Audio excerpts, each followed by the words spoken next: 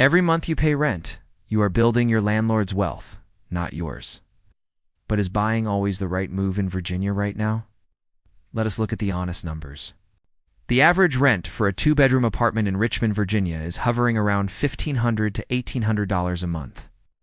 That is over $20,000 a year going to someone else with zero return to you. When you buy a home, that same monthly payment builds equity. Equity is ownership. It is wealth you can borrow against, sell, or pass down. Every mortgage payment moves you closer to owning something outright.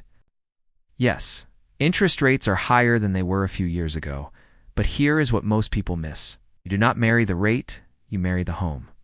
Rates come down, and you can refinance. You cannot go back and buy that same home at last year's price once values rise. In Virginia, home values in markets like Richmond and Glen Allen have consistently appreciated over time. Buying today means locking in today's price before it moves higher. Now, renting does make sense in specific situations. If you are relocating within 12 months, if your credit needs work, or if you have not saved enough for closing costs yet, renting short-term while you prepare is smart. But if you are stable, employed, and planning to stay in Virginia for at least 2 to 3 years, the math almost always favors buying.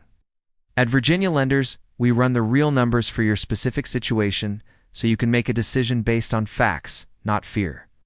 Call Duane at 804-212-8663 and let us find out what buying actually looks like for you today. Subscribe, because every week we break down the real numbers Virginia homebuyers need to know.